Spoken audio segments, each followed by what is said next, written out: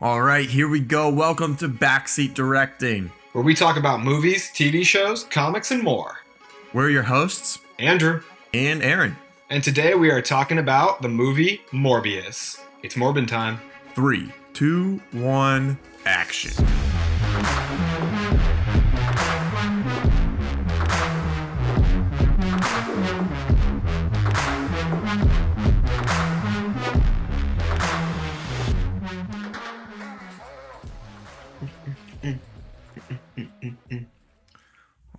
All right. So we actually just watched Morbius yesterday because it came on Netflix. It was my first time watching it. Have you seen it before? No, I have not. It actually, I believe, came out in January. Yeah, so it's been a little while. It's been out for... It actually released twice. Yeah. So we have waited a long time to see this movie, and it is mostly just because of the really poor reception, because normally I'll watch anything Marvel, even in the Sonyverse, right away. Yeah. Or see it in, obviously see it in theaters, but this movie had very mixed reviews, and I kind of lost interest in seeing it after I saw Venom 2, which I'll talk about more later. I was trying to get you to go to the theaters with us. Zach was on board. We planned ahead of time to see this movie together, but I just kind of totally fell out of it. You kept saying that, yeah, I don't think I want to spend money on this movie. I felt like I wasted my money on Venom 2, so... Yeah, well, here we are. So we didn't spend any money on it. Finally, it's on Netflix now. Came out. It's in the top 10. It was in the 10 spot last time I checked, so it's doing pretty well on Netflix. This movie... Do you think that's like actually the ratings on how well those are doing, or do you think Netflix just kind of punts the movies that are new or that they want released or more viewership on, they put it in their top 10? I will put my Netflix conspiracy theory hat on to say it is suspicious how often Netflix originals are in the top 10, even if it seems like nobody's talking about them anywhere else. Right. But so... Anyways, back to the main topic of today's episode. Now we're going to shift gears into Netflix conspiracy theories. Now, the movie we watched is called Morbius. It is in the Marvel Sony universe. The director is Daniel Espinosa, starring Jared Leto as Michael Morbius, the main character. And Michael Morbius is also called Morbius, the living vampire. Now, Matt Smith plays Milo or Lucian, and he is the antagonist or villain of this story. And then Adria Arjona, who I hope I'm pronouncing her name correctly, plays Dr. Martine Bancroft, the love interest and primary female lead of the story in this movie. The movie is rated PG-13, and it had a budget of it seems to be estimated around $1 million, with a box office return of $160 million, which at first glance might seem like a profit, but I'm sure once you factor in the marketing budget they had for the movie, it's almost a loss, if not a loss. It seems did not pretty do well low in theaters. I was surprised to see what their budget was, though, too. Like, their budget was pretty low, too. Pretty lean budget compared to a lot of other Marvel movies. Especially a lot of the superhero movies that have been coming out as of recently. You know, they've been in the budgets of more of like 100 million plus. Yeah, and later on we're going to be comparing this movie with Venom. It seems like Venom Let There Be Carnage had a budget of $110 million, which isn't that far off. It's pretty similar, so it seems like this is what the Sony movies Both are getting. Venoms had that budget, by the way, 110 million. So not anything comparative to, like, say, the new Doctor Strange or the new Thor in these Sony movie budgets. Right. The last thing I want to discuss here for the movie facts is that its IMDb rating is only a 5.2 out of 10. Mm-hmm. And on Rotten Tomatoes, this has one of the biggest disparities in score between audience and critics. Critics rated this movie a skimpy 15%, while audiences rated it as a 71%, which is pretty fair. The audience liked it a lot more. Yeah. Which, hey, how often are the critics, like, Dead accurate of the movie? It's not very often. They got to get those eye-catching taglines. Right. I was reading through some of the comments, and it seems like what a lot of people weren't really liking about the movie was like kind of the plot and maybe like the flat writing style, and also that maybe some people wanted it to be rated R. You know, they maybe wanted to see him kind of more blood and stuff and gore into the movie. I can get behind But that. I mean, he's a vampire. I mean, the Blade movies are great because of like the violence and the yeah, blood. exactly. It's a vampire. So in this movie, when you basically see him cut a guy's throat, and then you come back later and he's on the floor and there's like 3 drops of blood on the floor. It's like, oh my goodness, he gave him a paper cut and he died. Like there's Yeah. 3 drops of blood on the floor, which yeah, it would have been cool to see Well, this there was movie only go. 3 drops because he drank the rest, Andrew. I hey, he exsanguinated him, as they like to say in the movie. Yeah. But That, but let's kind of go over the basic premise of the show. So Michael Morbius is a biochemist. He tries to cure himself of this rare blood disease that he has, but he ends up infecting himself and becomes a vampire instead. And he starts to crave blood. Uh, and whenever he's starting to get quote unquote hungry for this blood, the Morbius alternative version of himself starts to peek through, and it becomes harder and harder for him to control his urge. Now, what they did in the movie that I believe is not what it was in the comics was that in his attempt to cure himself and others and whatnot, he had fake blood, synthetic blood. And that's kind of what he used to kind of keep Morbius under control and tamed in the beginning, but the effects of that fake blood was kind of wearing off throughout the movie, and he was more so craving human blood. yeah, Um, I was not introduced to Morbius through the comics. I unfortunately haven't read any Morbius comics yet, but I was introduced to him in the animated series for Spider-Man, the old '90s animated series. mhm. He makes an appearance in that show as Morbius the Living Vampire, and I did some research beforehand looking into his comic origins, and like you said, I can't see anything about this fake blood, which I thought was a really interesting concept for the movie. It was really cool because he had this discovery as an accident when he was trying to cure the disease, and the byproduct of this quote unquote mistake was that he created fake blood that saved millions of lives. And they even touch on it in a cool way in the story too, giving the lead detective a backstory where he was in the military and the fake blood transplant, the artificial blood transplant, saved his life. So I think that's a really interesting concept of him winning the Nobel Peace Prize for this huge accomplishment. But even with that and his genius, he still is falling short to himself of what his goal is to cure this disease, save himself, his friend, and the little girl that we see in the beginning. Yeah, before we go on any more into like the details of the movie and stuff, like what was your overall opinion of this movie? So I was the whole like first half of the movie, I was shocked because I went in expecting to hate it. Because I started yeah, watching this movie through the eyes of like this is gonna be a bad movie. yeah, I'm not gonna like this. the critical response is so bad, and you hear so many people making fun of it that like it has this image in your head if you haven't seen it, like it's going to be like so bad that it's funny, like one of those movies that are just so bad that it's fun to watch. But it Right. really, to me, the audience score of 71% rings pretty true. Like it's about as fun, entertaining, and on par with your average, superhero movie nowadays. Yeah. And I mean, I thought it wasn't anything atrocious, so I think my low expectations helped too. But what did you think? No, I agree with you. I went into it thinking, man, I'm really not gonna like or enjoy this movie at all. And every time I was watching it, and kind of like through every turn of the story, I was like, all right, this is where it happens. This is where the show starts to get bad, and it didn't really happen for me. I actually enjoyed the whole movie. Um, but it seemed like one of the complaints that I was reading about online and stuff was the synthetic blood, and that, like, why?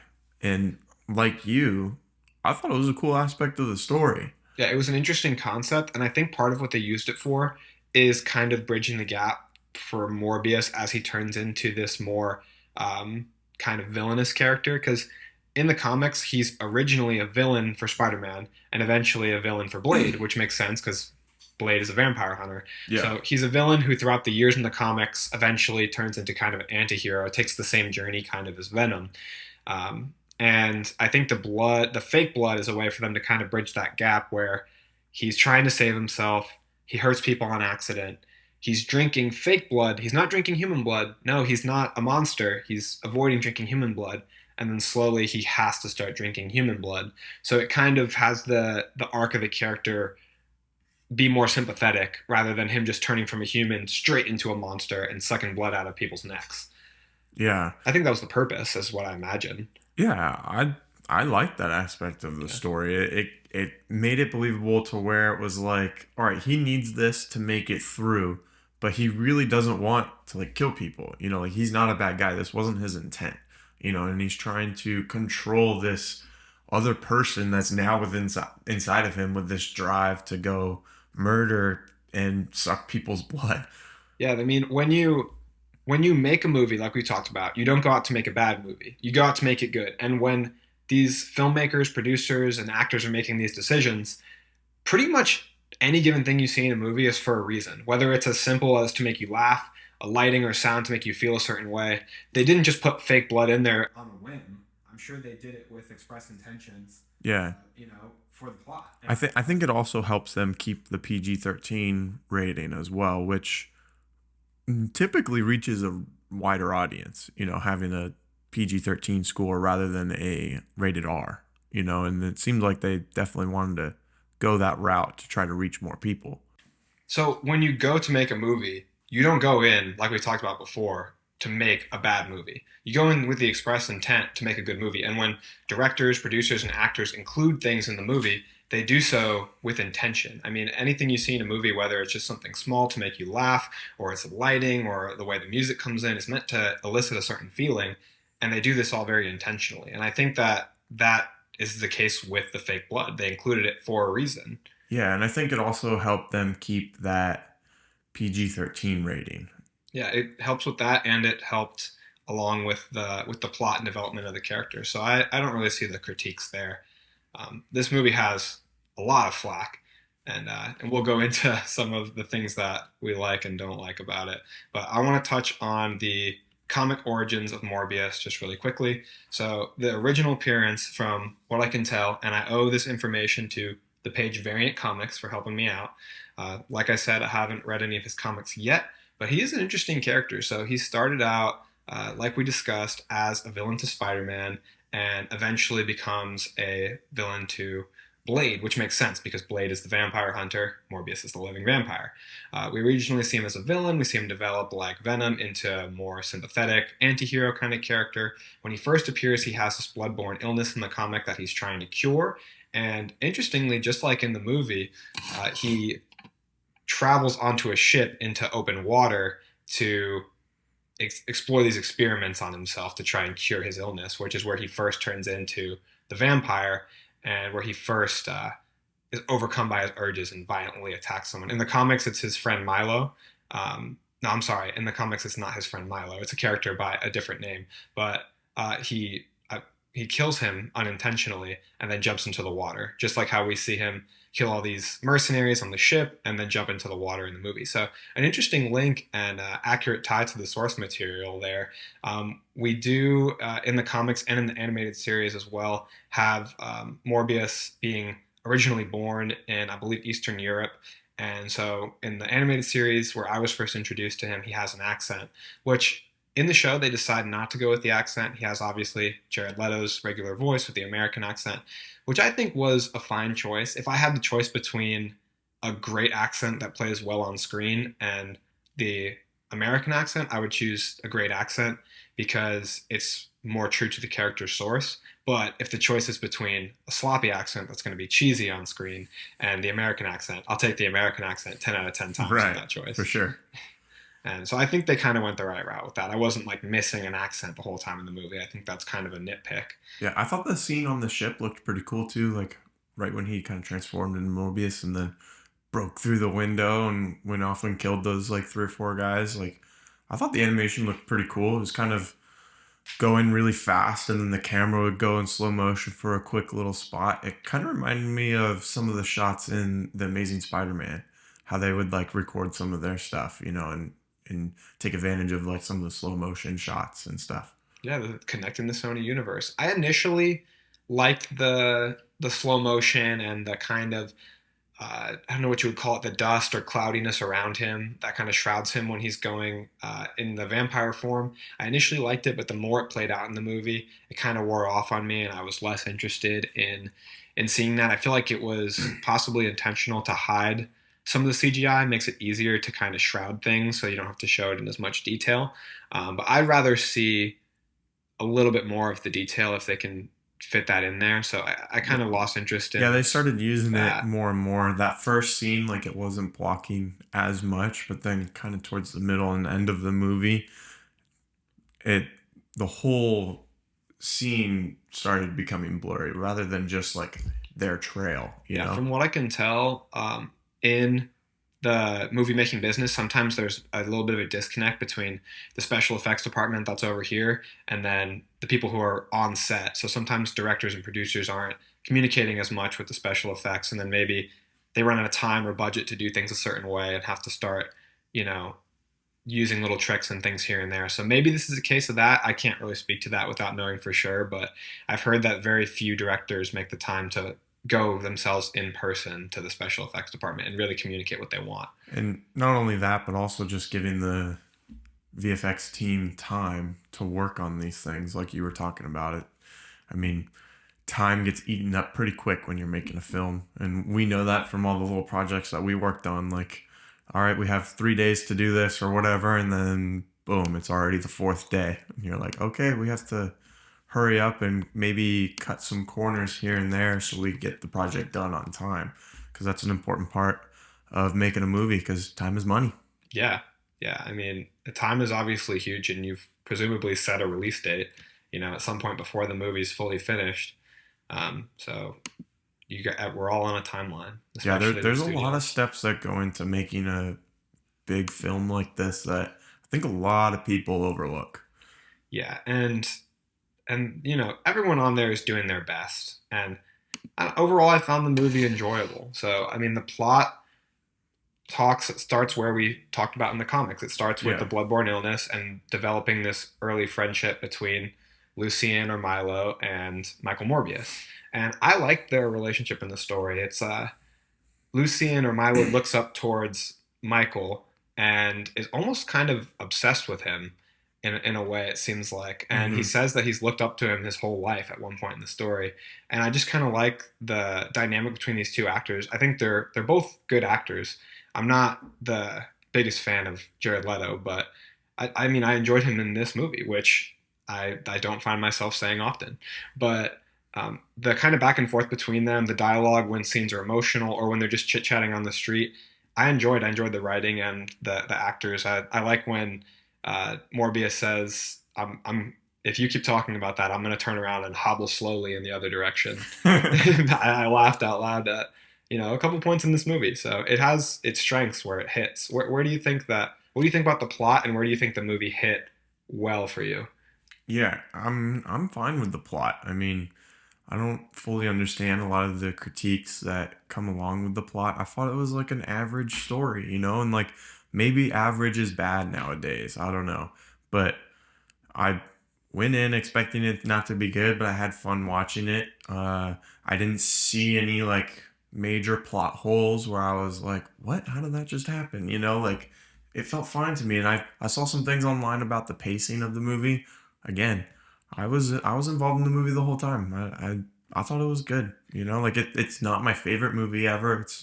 It's nothing like super crazy, but I think it did what it was supposed to. It entertained me for however long it is. Yeah, I mean, the only thing I can think of with like the pacing is they probably could have cut out the very opening scene where they go to the cave, because movies so often now will like jump time. Like you can just tell a linear story, and they start out in the present, go back to the past, Might I and then remind go the back to the present. audience that Andrew's favorite director is Christopher Nolan, who has he ever made a chronological movie? He plays with time in a groundbreaking way. It's not your basic. That is my favorite director, though, but that's a fair point. So I feel like I agree. Like the pacing to me felt fine. Like I was checking the time. I was like, I think maybe he turns into Morbius around like the 30-minute mark, which is good. Yeah, I mean, not I that don't want to watch long. a whole movie where he's I was I has was no I was powers. watching a review this morning, and they were like, Yeah, like his origin was predictable and like this. And, well, They're yeah, all like predictable. they're all like the same, And you know. But people complain when they change and they deviate from the source material, and now you're going to complain when they're accurate to the source yeah, material. exactly. Like it's like these directors and movies and studios can't do anything right, you know. And I think one of the problems might be is that it's so easy to watch this stuff now, you know. Like Hmm.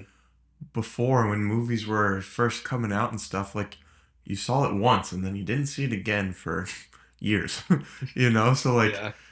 your first impressions was the only impressions you got. Now we can watch and pause and rewind, fast forward, and really nitpick all of these aspects of a movie. And like we talked about earlier, like there's a lot that goes into making a movie, and there's some variables that you have to like get creative, you know, like maybe you don't have a certain amount of time to do this, so you have to find a little shortcut to solve the problem. You know, there's a lot of problem solving that goes into making a Mhm. film like this. I thought it was good. Here's a few things that I liked about the movie. So one of the things that I enjoyed the most was the change from Michael to Morbius in those like subtle little aspects, you know, where he wasn't like fully transformed, but like Morbius would sneak out just a little bit, you know, and like his cheeks and his face and his teeth would transform slightly and then like go back to Jared Leto's face. You know, like I thought that was super cool. You mentioned like with his hand, you know, I thought that was very smooth. Yeah, Jared Leto's done drastic physical changes for roles before, and he elected, and they in general, the movie's creators elected to go with um, special effects for the facial changes and bodily changes instead of practical effects, which I think they lent more towards the CGI. But I honestly thought the CGI looked great. There's a part where they painted on his hand as the claws are retracting. And I was like, well, that looked phenomenal. From everybody else's reaction to this movie, I thought it was going to look terrible. I don't as the movie goes on, I don't love the facial appearance of the vampires, especially Milo as the villain. Um, I think there are moments where it comes off a little bit kind of goofy, but Yeah. I mean I think that's Milo more so than Morbius, yeah. but I'd agree. But you're over here taking my things I liked and turning them into a negative. So I'm gonna go ahead and cut you off there and continue through the things that I liked. You negative son of a gun. Um, we I really liked the first fight between Milo and Morbius. You know, when they meet on the street and then they kind of go down into the subway. I thought that was pretty cool. And like at that time, I didn't think that the dust trails were getting in the way too much. Um, you look like you have a different opinion though. I'm gonna do it again. Ah, you said it. The part at that fight scene I think is good, but at the end of it when he's standing near the the train Yeah, I didn't and talk about that part. and you can see Matt Smith running at him in slow motion. That I think is the worst shot of the whole movie. I thought it looked so bad and So that awkward the scene way he in was running. general, I didn't fully understand, and I actually have that on my things I didn't like, because he's like sitting there and he has his hand out. Has his hand out, and he's like kind of feeling the wind or something, and like we've been talking about, he has like this dust trail or something that's going away from him. It almost looked like he was evaporating. Like I didn't really understand like what he was trying to do there. You're like, did Thanos just snap? Right. And then he like goes and starts flying. Right. So I didn't really understand what they're going to. I was like, oh, okay, they'll explain it. But they never really did. But I looked it up, and basically one of his powers is that his bones turn hollow so he can like glide on the wind like a bat. Right. Well, it didn't really make sense to me because the subway was coming towards him and he was like feeling all this wind coming towards him too. Wouldn't that happen when the subway passes and all the wind would be behind him? Yeah, I don't And then know. he started flying or gliding in front of the train. Again, wouldn't all that wind be behind the train? I think that for me, it was their way of perceptually showing what flight would feel like from the perspective, because these echolocation things and these flight special effects are from Michael's perspective. I think what they're showing is the way that you can he can feel and see and sense his ability to fly, and the wind is kind of the him like But if the you wind wouldn't be going in the direction that they were showing I it. don't think it's as much about the actual movement of the wind as it is about the current of the force that is kind of like an aura around him that allows him to fly. Because just the ability to hollow out your bones would just make you lighter. It wouldn't make you fly. So there's Right. also this innate power that he has to generate the force of flight. And I think that's kind of him seeing whatever that force is, maybe. Yeah. But it does feel kind of strange as the viewer is like, what is this wind? And I just didn't really fully understand what was happening and why they were cutting back from him feeling this wind, let's call yeah, it, and then, like you said, Matt Smith running in slow motion. I felt like that they held that really long. for a long time. Yeah, back they just kind of went back and forth, and I was like, "What's going on here?" Whatever they're trying to do obviously isn't getting across because you as a viewer were not feeling whatever Yeah, they're trying to show you. but So the beginning of this whole sequence, I thought looked pretty cool. yeah, and I think that To go back to the positive. the dynamic of the plot there I really enjoy because I mean we haven't said it thus far, but obviously spoilers for the plot, spoilers for everything Morbius. It's too late for spoilers now. Everyone Sorry, knows. sorry if you didn't realize that there were spoilers and you're this far in. Yeah, we lost all of our But, listeners. but this movie's been out a long time. Yeah. But I felt like the plot dynamic's really interesting because up until this point we have two friends from childhood who consider themselves brothers. They're sick with this blood disease. Michael, in his attempt to cure it, turns himself into a vampire. He tells his friend that of what's happened, and Milo says, "Sign me up. I'd much rather have a vampire addiction to blood than not be able to walk like this." And Michael's like, "No, it's a curse. I wouldn't do that to you. You're my closest friend. You're my brother. I wouldn't cast what I believe is a curse on you." Yeah, this was right after Morbius Yeah. killed like 5 people in Yeah. that ship. And this is an interesting that relationship dynamic because he wants to save his friend's life, and his friend wants this quote unquote cure, but he's saying, "No, this is I turn myself into a monster. I don't want to turn you into a monster." And then his friend injects himself anyway, and so now they're fighting over the dangers of them being monsters. And Milo's obviously more willing to kind of cast caution to the wind, whereas all Michael Morbius cares about is he wants to save lives. So he wishes he wasn't like this. Mhm. As a doctor in his journey as a human, he just wants to save lives, and this is an unfortunate byproduct to him. To Milo, it's an exciting opportunity to be able to control his own destiny and do whatever he pleases. Yeah. All right. Do you want to go into a few things that we didn't like? I have some specific things I want to talk about. I know you've been already saying some things. Sprinkling We've it all in. been we've both been sprinkling it in, but some of the other things that I didn't really like was I honestly didn't really enjoy Milo that much.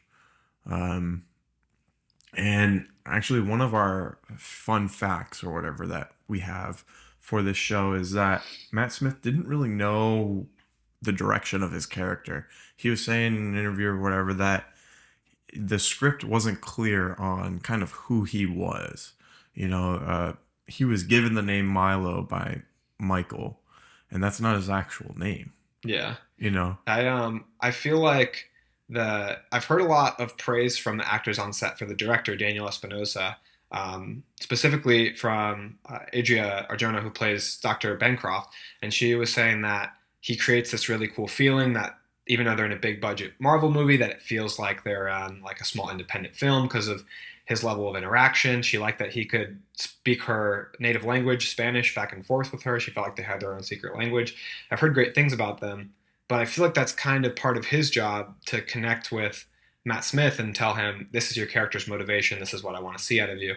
So Yeah. that's a little bit of a knock on him, I feel like, when Matt Smith is saying that behind the scenes. Yeah. And I feel like it does translate to the screen because I feel like it definitely shows a little bit. I kind of see what maybe Matt Smith or the direction the movie was going for with this kind of playful villain where he's dancing a little bit. Even in the subway, he is a little dance. So he's kind of a playful villain, a little bit Joker-esque. He's just excited to be able to play and explore in this now extremely powerful body that he has.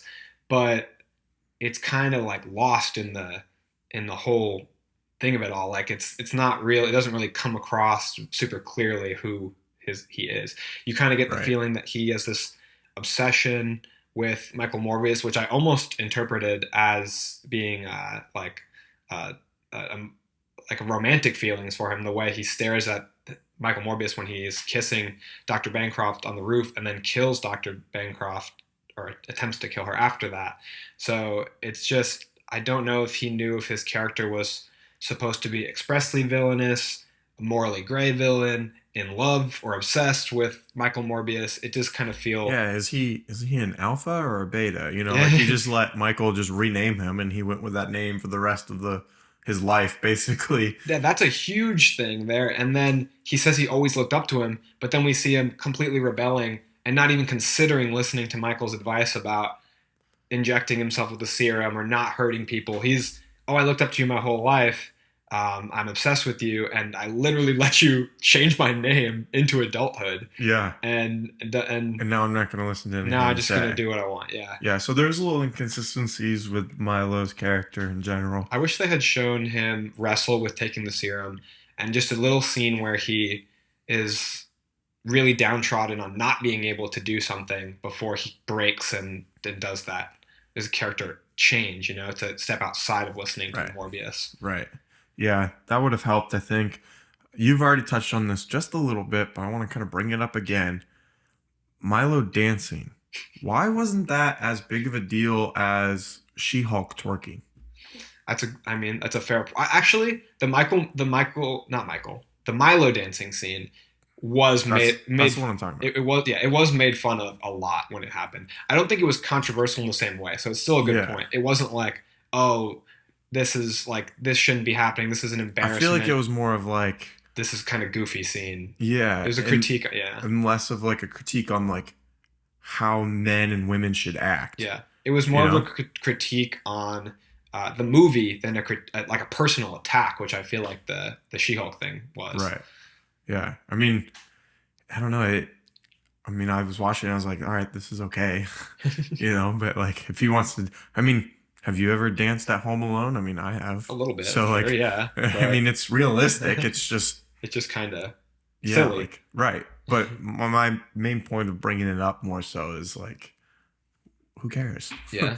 Like, it's fine. I get what they were going for. It's like the excitement of, I have the ability to dance. I can walk again. Like, I kind of wish we Yeah. got a little bit more of that in the ship when Michael Morbius wakes up. Jared Leto, they kind of do, he looks in a reflection and they do the obligatory, like, shirtless, look how ripped I am now Right. shot, which I wish there was more of an emphasis on, oh my God, I can walk again. Like, I'm Right. strong, which you get a little bit later, the excitement of the things he can do now. But I Mhm. feel like just the ability to stand and walk would be huge for Yeah, this character. appreciating the seemingly little things Yeah, compared right? to what his abilities were. Yeah, which he kind of just goes straight to appreciating, like jumping on the rafters. Right. So I know we're going back and forth, but I have another thing that I really like about the movie. I feel like it balances this out. Cool, let's go. It balances I like it it. out. So Andrew being positive. I love the segment of the movie when he goes back to his lab after first getting his powers. I really like the voice narration, especially because it's tied in with the fact that he's basically going through the scientific method with his own body and his own powers, which as a Yeah. researcher, a scientist, and a doctor, I thought that was a really cool element to add to the story because the narration is him recording the details in a voice recorder log, and his actions are a scientific test.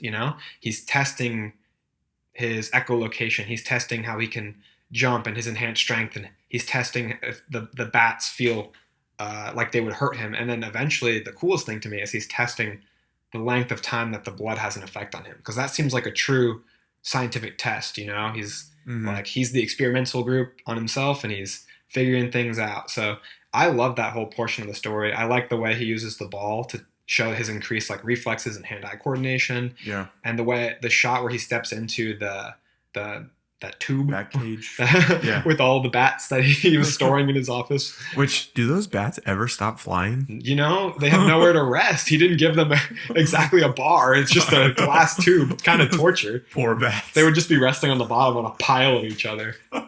Michael Morbius torturing animals. It's okay. They were all CGI. Yeah. So he steps in No there. bats were harmed in the making of the film. He steps in there and he says, like, I feel a kinship or like a brotherhood with these creatures. Mhm. And I thought that was really cool, the way he stands in the middle of them. It looked very visually entertaining and stunning. They start landing on him like, oh Yeah. my gosh, I can stop flying. I thought that was great. And Yeah. when he locks himself in that bulletproof room, it seems like, is really interesting.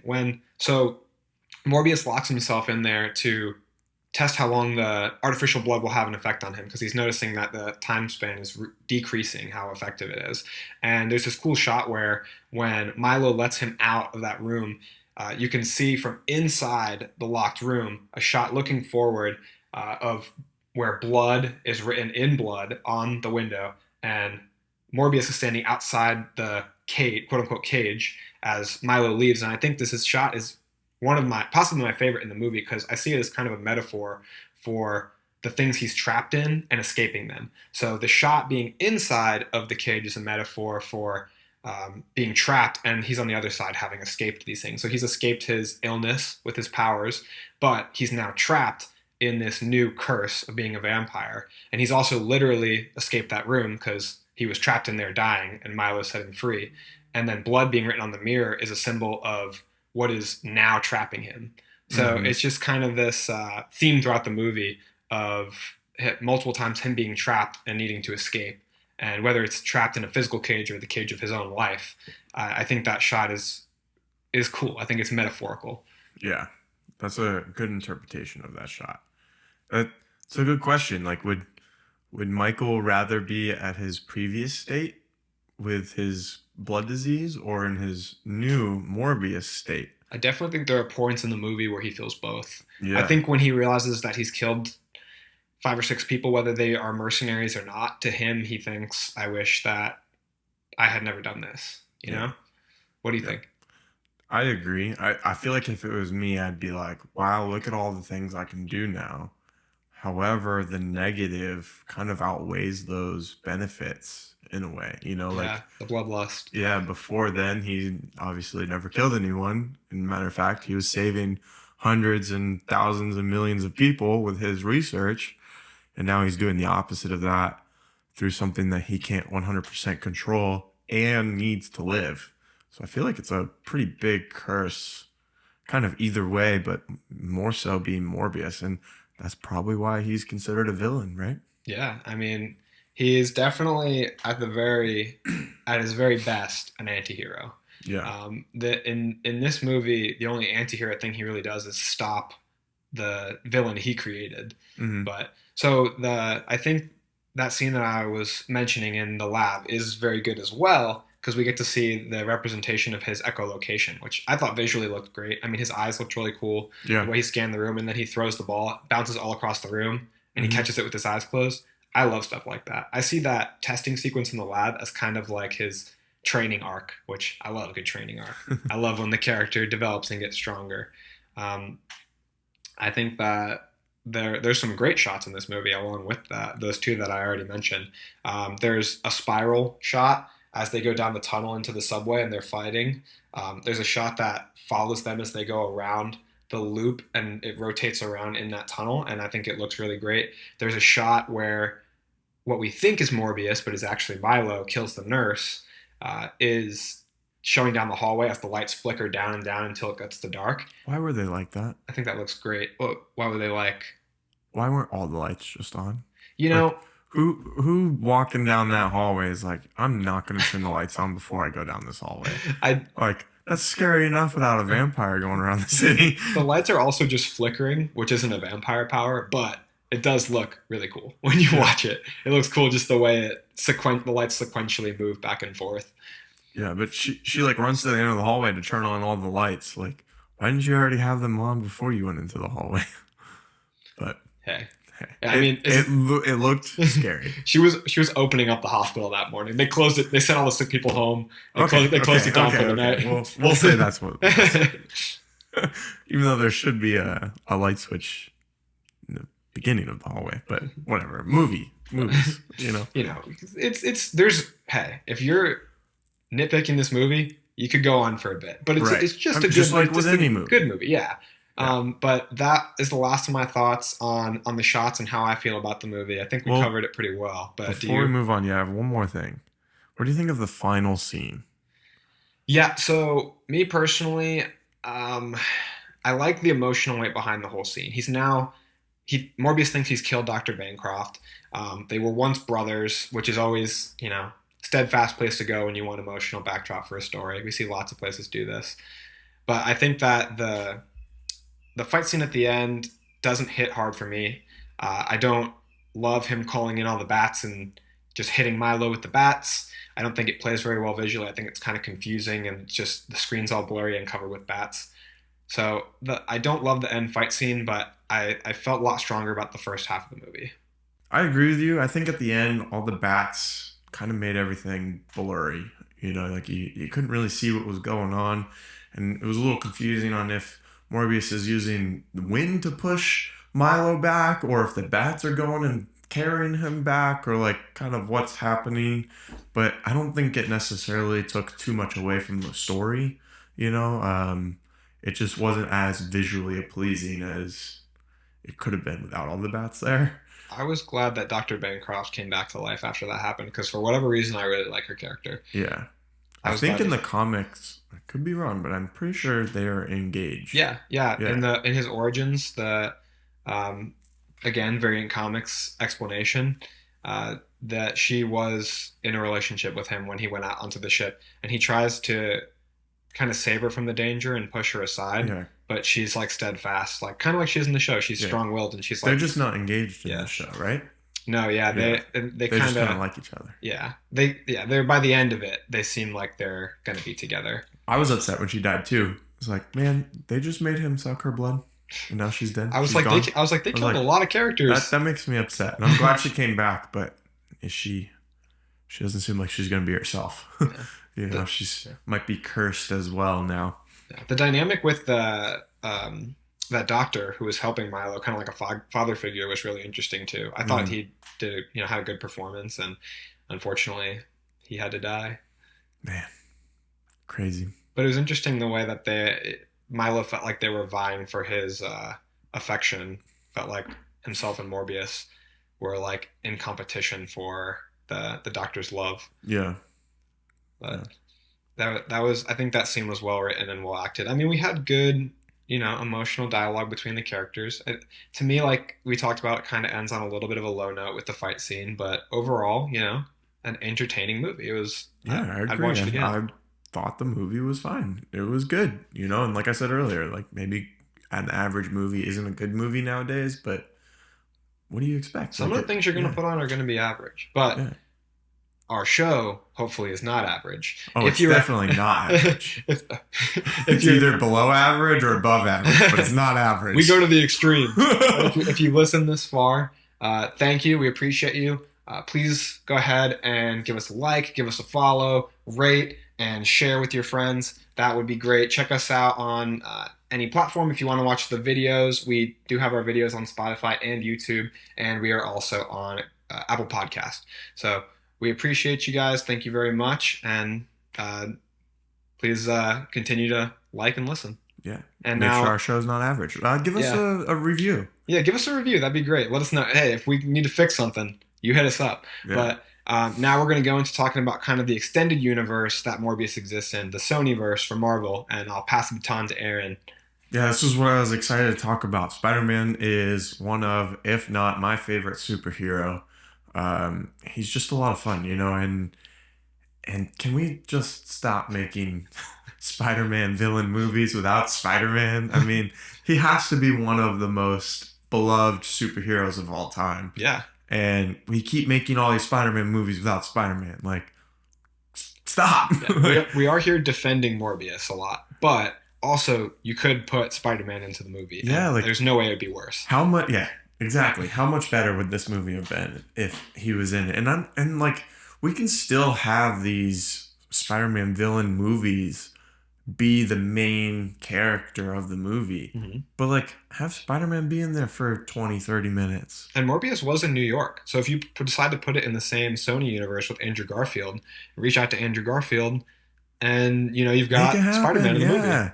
Like the whole feud between Sony and Marvel, it's like I'm tired of it. I don't know about you, but like, man, can we just make a good Spider-Man movie and have all his villains be involved with him? Yeah, it does stink when like kind of the business aspect of like studios and production get in the way of the creative aspect of the stories, like because it really hurts everyone involved, Right. But I get that they need to make money. I get that there would be no movies otherwise. Yeah, Doesn't it seem like it's like that with all corporations, that the people at their top are very disconnected from like what people want and what actually functions?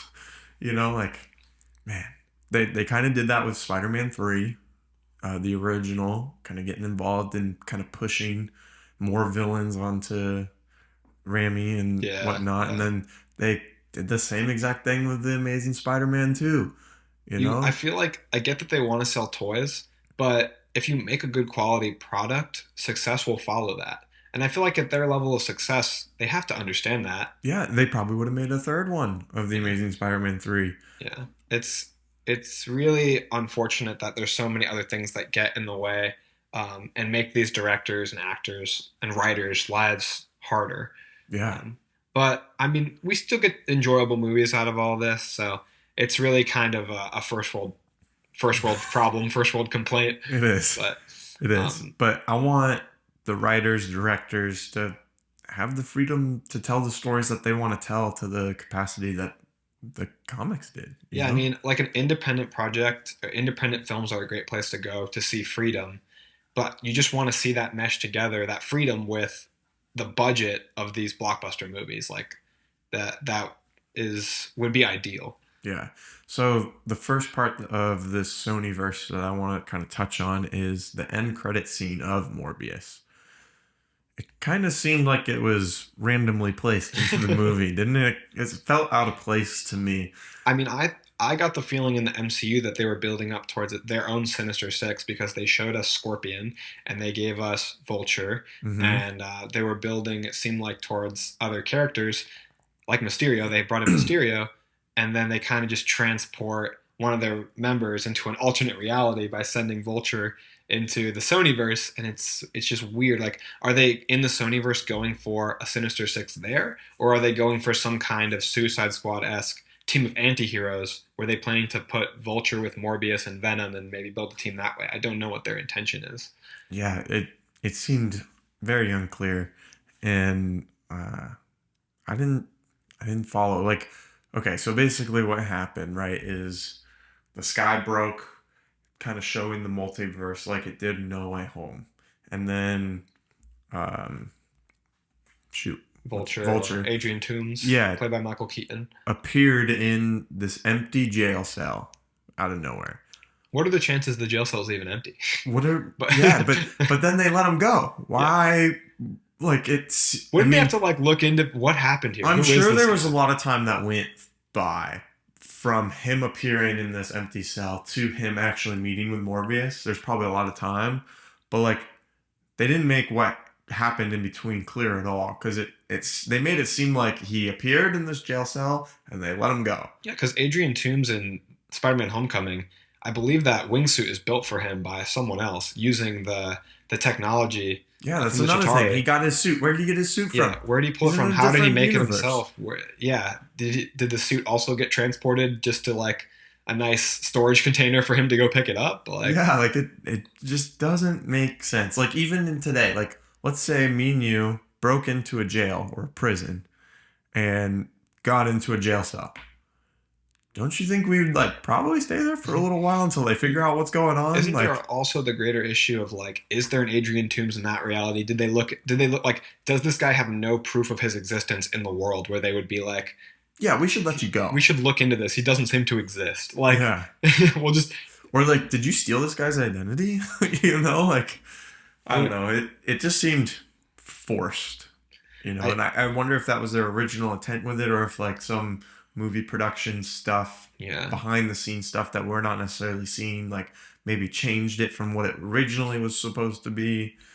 They seem I so don't know. like bent on, even if it's just for the trailer to be able to hint and say in advance of the movie coming out that, oh, Michael Keaton's going to be in this movie, get excited, maybe more people will come see Morbius. But are you going to throw your universe out of whack for a little bit of building some hype? Yeah. I don't understand. So who had the rights to Vulture?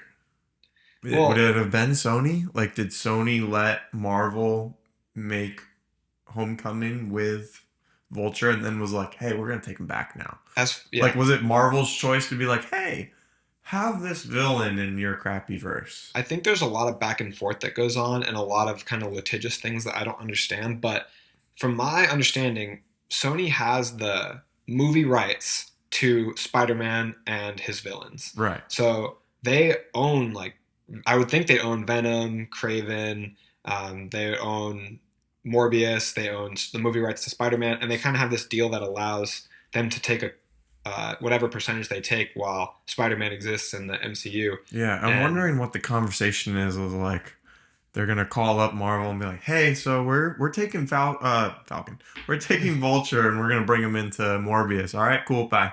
I'm sure that they have to like discuss it with like Kevin Feige and there's like permission involved. But that's the question is, do they have the overall say at the end of the day? Like, no, we're doing this. And like, Yeah, because then they have a lot of power over the MCU because Spider-Man's a big part, especially I think he's going to be going forward. So we'll see how I guess it plays into things. It's always a danger. Like, I feel like it's kind of walking on eggshells at all times. Like, is Sony going to mess up the MCU like out of right. nowhere? And I feel like that was part of the negative tone going towards this movie just to begin with, like before anyone even saw it. It's like, oh, it's Sony. Like, And also kind of like the attitude of like, why do we need a Morbius movie? Who is yeah, beckoning for? Because we talked about how Morbius maybe isn't viewed as or isn't as financially successful by, uh, a little bit from other movies like Venom. And I'll let you talk yeah. about those figures. So Venom, like we already talked about, had a budget of 110 million. That's both the first one and the second one. The first one brought in 856 million, and the second one brought in 507 million. 856. That's a lot. Yeah, That's a very successful movie. right. But I Oh, see. excuse me. I looked at both of them kind of through the lens of like, why do we need a movie about just the villain? And I look at Joker through the same lens and all these other movies that do this. But I mean, Venom's going to be a lot more successful because a lot more people are aware of that property. He's already been in Spider-Man 3. He's a lot more prominent in comics, I believe, and more prominent in animated things. So Venom has a bigger natural fan base. A Yeah, lot of like people even didn't know people who who don't Morbius read the was. comics have probably heard of Venom. Yeah, but people are like, "Who is Morbius? Yeah, what is I that?" didn't know who Morbius was until the first trailer came out. I mean, I only knew him from that one Yeah, animated series. So yeah, definitely. I am curious why they're drawing on these movies, especially like if Morbius wasn't that financially successful. What are they thinking heading into new projects like Craven the Hunter? Which, if you don't know, Craven the Hunter is another Spider-Man villain who is getting a solo movie where he'll be played by Aaron Taylor Johnson. It'll be another superhero role for him because he's been now Kick-Ass and he's been Quicksilver. So he'll be playing this character that is uh, enhanced human who was once one of the world's greatest hunters, one of the greatest big game hunters. So he is predominantly known for the thrill of the hunt, and his villain seeks out Spider-Man because he wants to hunt per se the most dangerous game because Spider-Man is so skilled and he wants the accomplishment of mounting Spider-Man's head on his wall, kind of. So this is an interesting character, but to me, he's a Spider-Man villain, which should be in a Spider-Man movie. And they continue to make these solo projects for whatever reason of the villains. I don't know if they're building towards something, or if they just see it as a chance to make money and sell toys, or if they're truly passionate about these characters. I don't know. yeah. I feel like it kind of dilutes the villain in a sense where, like, if we ever did see it in a Spider-Man movie, we'd have this first taste of him without Spider-Man. And like if like this movie Morbius didn't do good in the box office, No. right? So like if we see Morbius is going to be in the next Marvel movie with Spider-Man, how's everyone's opinion going to be about it? And they're not. Like they might not be that excited about it because they watched this movie and they didn't enjoy it or whatever, or they didn't watch it because they heard about all the bad things. And they're not being done as like true unapologetic villains. So how are we supposed to feel if they step into a Spider-Man movie as a villain now when they've been portrayed as an anti-hero? Why are they conflicting with Spider-Man as a? It's kind of going to be, I feel like, a half-hearted antagonist to the movie. So Yeah, I feel like that goes back to one of the biggest complaints of these kind of movies is like the money grab that Sony's after, which I feel like they could make so much money if they just made more deals with Marvel, yeah, and made an actual Spider-Man movie. But there is some rumors that Andrew Garfield's going to come back. Yeah, I would love to see Andrew Garfield come back. I mean, I have put a lot of thought into this, and he may be my favorite Spider-Man. I really love his charisma, the way he plays the character in the suit.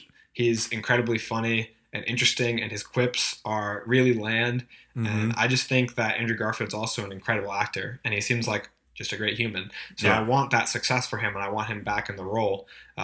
Would you be excited to see him come back for TASM 3? Yeah, I would. I I think the Amazing Spider-Man, the first one, is one of my favorite live action Spider-Mans It's movies. really great. I mean, I stylistically, it really looks good. enjoyed that movie. And I mean, I remember liking it when I first saw it, but then before this last Spider-Man movie came out, was it Far From Home? Yeah. No, No Way Home. No Way Home. Too many homes. But before No Way Home came out, I watched all the Spider-Mans again, and I really enjoyed the first Amazing Spider-Man. And I don't know, I thought it was very cinematic, but then I thought it was very true to the character of him flying through New York and, like you said, being kind of this witty Spider-Man that has all these one-liners and talking a bunch while he's fighting and stuff. Like, that's kind of how Spider-Man feels like he should be, based off of the TV shows that I grew up with and even the video games that I grew up playing. Yeah, I like him the most in the suit for sure. Yeah, I agree. Him in the Spider-Man suit is really cool, and the Amazing Spider-Man. I think that kind of wraps up everything we really wanted to talk about Morbius and the Sonyverse. Did you have anything else that you wanted to say? No, I am done hating on the Sonyverse. I will say nothing more. Thank God. All right. Thank you, everyone, for watching Backseat Directing. We had a fun show today, and we have a lot more coming out, so make sure you subscribe to our YouTube channel and podcast channels on Apple Podcasts and Spotify if you'd like to hear more of what we got to say. Yeah, like, follow, subscribe, and share with your friends. And that's a wrap. All right.